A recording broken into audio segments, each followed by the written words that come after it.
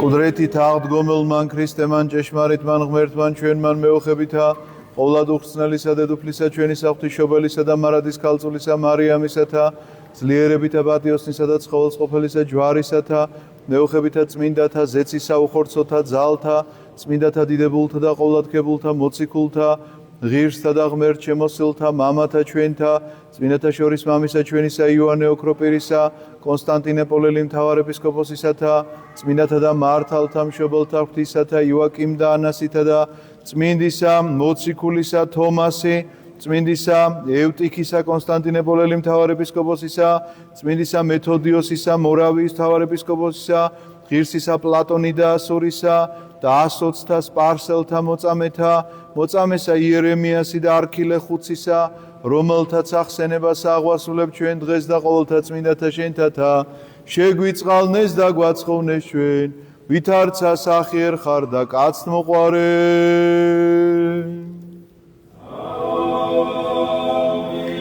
ქრისტე აღდგა ქრისტე აღდგა ქრისტე აღდგა იგალობეთ ქრისტე აღდგა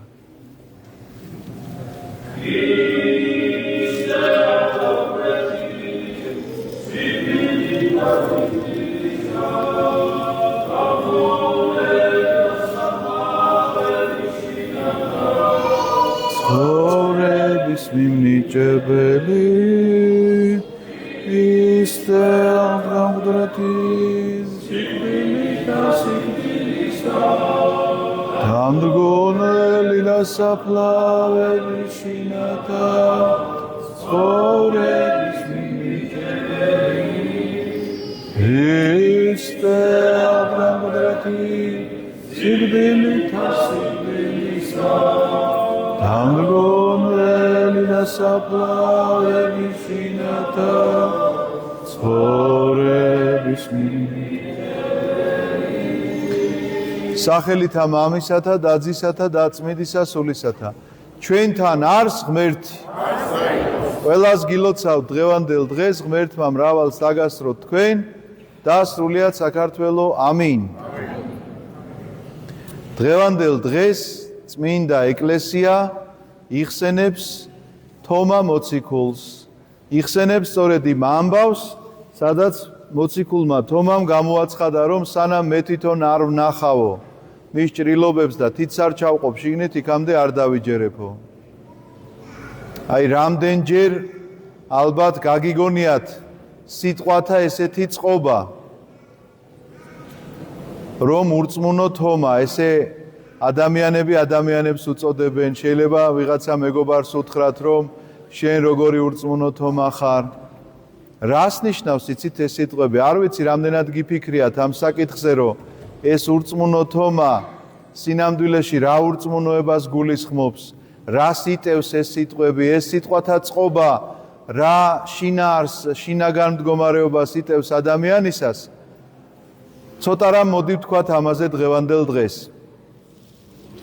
მინდა გითხრათ ჯერ ისტორია რომ ერთ შაბათი გახლავთ კვირა დღე ანუ აღდგომის დღე როდესაც დილით გამთენიისას მივიდნენ ჯერ მენელსაცხებლე დედები და ამის შემდგომ მოციქულები და ნახეს რომ საფლავი цаრიელია გამოიქცნენ კვლავ უკან სახლში შეშინებულები არიან კარები გადარაზული აქვთ და საღამო ხანს შემდგომად მზის დასვლისაო ასე ეწერა დღევანდელ სახარებაში ხედავთ რომ აი ამ დახშულ კარში შედის ქრისტე და ეუბნება მათ ასეთ რამეს შვიდობა თქვენთანა შვიდობა არის ეს არის ის აუცილებელი პირობა რომლის გარეშეც შეუძლებელია ადამიანმა ღმერთთან იკონტაქტოს იმიტომ რომ ან ემოციურ ფონზე ან რაღაცა ეიფორიაში მყოფმა თუ მშვიდობა არ მოიპოვა შეუძლებელია მან სწორად დაინახოს რაღაცა მოვლენები რომლის დანახვაც აუცილებლად სასიცოცხლოდ აუცილებელია რომ სწორად იყოს დანახული ეხლავე მოგახსენებთ თუ რატომ. შემდგომად 8 დღისა ამ მოციქულებს რო შეხვდნენ, ესენი 10 იყვნენ. იმას არ ესწრებოდა, ამ შეხვედრას არ ესწრებოდა თომა. იქ მათ აჩვენა თავისი ჭრილობა, რომ დარწმუნებული ყოფილიყვნენ, რომ ნამდვილად მკვდრეთით აღდგომილი იესო არის ეს. და ამის შემდგომ მოდის თომა და თომას ეუბნებიან ამ სიტყვებს, რომ ქრისტე აღდგა.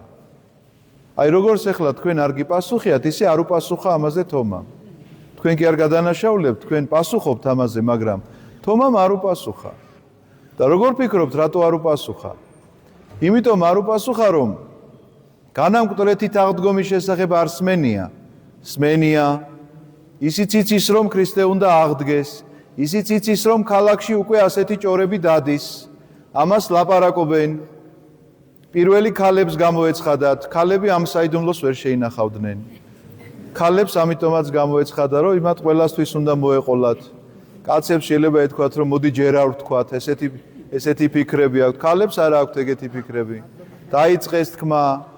ანუ თომამ იცის დაახლოებით ეს ამბები იცის, მაგრამ ეხლა მას აწუხებს ეს კითხვები, რომ როგორ 10 თუ გამოეცხადა, მე რატო არ გამომეცხადა? თუ მე არ ვარ ღირსი გამოცხადებისა, ერთი ფიქრი შეიძლება ესე იყოს. მეორე ფიქრი შეიძლება ესე იყოს, რომ რაღაცა ცნობის მოყარეა მოკლედ თომა და ეს ცნობის მოყარეობა ყოველთვის ცუდი კი არ არის. გააჩნია შენი ცნობის მოყარეობა რა მიმართულებით მიდის და საით ანვითარებ ამ შენ ცნობის მოყარეობას. ამ ცნობის მოყარეობასთან ერთად თომას აქვს საოცარი თავდაჯერებულობა, რომ ის არ არის მოდასაყოლილი კაცი, რომ ქრისტე აღდგა, რო უთხრეს ჭეშმარიტად აღდგაო და ეძახა. ასე ხომ ვიძახით ძალიან ბევრი ჩვენგან ისე რომ არც კი ვაცნობიერებთ ამ სიტყვებს, იმიტომ რომ ასე მოგვესალმა და ვიცი რომ ამ მოსალმებაზე ასეთი პასუხია საჭირო. ისე ვინ მოგესალმა, ამასაც მნიშვნელობა აქვს. სასულიერო პირს თქვენ არ უნდა უთხრათ, ის გეტყვით და თქვენ უნდა უპასუხოთ. ეს დაიმახსოვრეთ. თქვენზე უპირატესი ვინც არის, თქვათ სასულიერო პირი ან უხუცესი ადამიანი, მისგან დაელოდეთ ამას. ან რო შეხვდებით სასულიერო პირს და მშვიდობა შენდაო, რომ არ არის სწორი. მან უნდა გითხრას და შენ უნდა უპასუხო.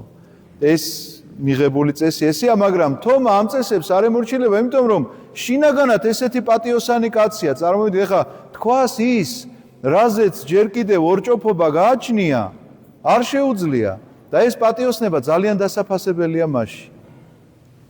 მაგრამ წარმოიდგინეთ შემდგომად 8 დღისა, როცა უკვე თომაც მათთან ერთად არის და ახალი გამოცხადება ხდება, სანამ ამ დღემდე მივიდოდეთ, თქვენ წარმოიდგინეთ მონაკვეთი 10 მოციქულს რო გამოეცხადა იქედან, ვიდრე გავიდოდა ეს მერვე დღე დადგებოდა და ეხლა თომასთან ერთად ეცხადება კვლავ ყველა მოციქულს. ეს პერიოდი რა მდგომარეობაა თომასთვის? ეს ხომ არის ძალიან დიდი ეჭვის პერიოდი. ეს ხომ არის ძალიან დიდი ბრძოლისა შინაგანი, რომ ეს ეჭვთან ერთად ცხოვრება ყველაზე მეტად საშინელება ადამიანისთვის. ეჭვს ან პირიქით ადგილს უთმობ შენში, რომ გაძლიერდეს და თითქოს რაღაცა დამამტკიცებელი საბუთები წარმოგიდგინოს იმაზე, რაზეც ეჭვი დაგებადა. ან პირიქით ცდილობ რომ განდევნო და ყველა შემთხვევაში ძალიან დიდ ბრძოლაში ხარ.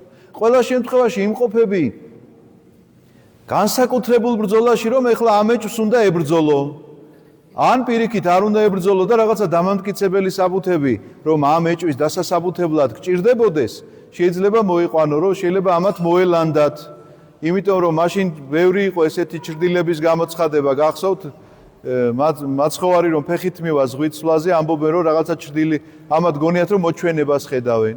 იქ პეტრე რომ ციხედან გამოვა, ბორკილები რომ დასვიდება, კარზე დააკაკუნებს და მხევალი რომ გაუღებს, გაიქცევა, რომ პეტრეაო ამბობს და ისინი ეუბნებიან ალბათ მისი ლანდიაო, იმიტომ რომ პეტრე ციხეში ზისო, ეუბნებიან.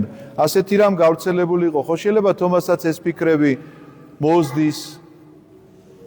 მაგრამ ყველაზე მთავარი ღმერთის მოქმედებაა. ყველაზე მთავარი არის ის ღმერთი რას აკეთებს. მერვე დღეს მიდის, იქამდე რატო არ მიდის? მეორე დღესვე მისულიყო, ასეთ ბრძოლაში კაცის დატოვება შეიძლება, იკითხავს ახლა ვიღაცა კაცთმოყვარე, უფლება დამცველი. მე გეტყვით რომ რამდენსაც პატარა წამოიტირებს იმდენი რომ წამოხტებიან ოჯახში რომ ვაიმე ეხლა უნდა დავაწყნაროთ, ასეთი დამოკიდებულება ღმერთს არ აქვს ადამიანთან და თუ არ აქვს, იმიტომ კი არა რომ არ უყვარს მას ადამიანი. ასევეა ჩვენს პატარასთან მიმართებაშიც ახლა რომ ტიროდეს ბასრიდან ამომეცითო, მისცემ მას ხელში ამ ბასრდანას. რა არ გიყვარს როტირის არ უნდა დააწყნარო? უნდა დააწყნარო, რა თქმა უნდა, მაგრამ უნდა დააცადო. თუნდაც ის ტირილი უნდა დააცადო, რომ მიხვდეს ადამიანმა, რომ თავისი არჩევანი თვითონვე უნდა გააკეთოს. ამიტომაც მადლისმიერი მოქმედება ჩვენში ხდება ასე. ერთია ის, რომ მადლი გარდამოდის ადამიანზე და იწყება, მოდი ასე ვთქვათ, მამისა და შვილის ურთიერთობა, ანუ შენი შემქმნელისა და შენი შექმნილის, მამა და შვილი ჩვენ ვართ ღმერთთან მიმართებაში, ეს ურთიერთობა. ამის შემდგომ შეიძლება მეორე ეტაპს ეწოდოს ურთიერთობა, როდესაც შენ თითქოს ეს მადლი გაგშორდა, ოღონდ გაგშორდა არა იმიტომ, რომ ღმერთს აღარ უყვარხარ, არამედ გაგშორდა იმიტომ, რომ ეხლა შენ კეთილი ინებე და შენ თვითონ გააკეთე არჩევანი. საით გინდა წასვლა? მადლი რომ გაგშორდა, შენში ეჭვები შემოვიდა. მადლი რომ გაგშორდა, შენში ძალიან დიდი ბრძოლები დაიწყო. მადლი რომ გაგშორდა, რაღაცა სიცარიელეს გრძნობ. მაგრამ არჩევანი შენზეა, საით წახვალ ადამიანო, ვიდრე ხვალ. ხო გახსოვთ ეს შეკითხვა, საით მიდიხარო რომ ეკითხებიან.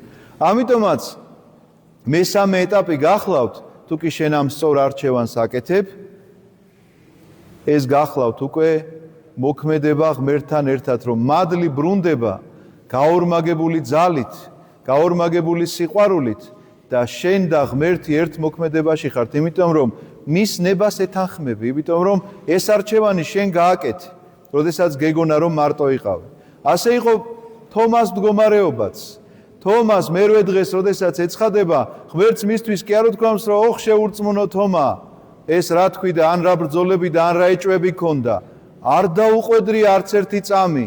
ის ეჭვები, რაც მასში იყო შემოსული, ის ბრძოლები, რაც მასში იყო, ერთი წამითაც არ შეუხსენებია. პირიქით ეუბნება, ხელს უწვდის, თომა მომეცი შენი ხელი და ნახე ჩემი ჭრილობა, რომელშიც შეგიძლია ჩაყო ხელი და შენ თვითონ შეამოწმო, არის თუ არა ეს და თომა აღიარებს, უფალი ჩემი და ღმერთი ჩემი. ამიტომაც მას პასუხობს მაცხოვარი, რომ შენ კი ხარო ნეტარიო, რომ იხილე და გწამსო, მაგრამ უფრო მეტად ნეტარნი არიან, რომელთაც არ უხილავ და ვრწმენე.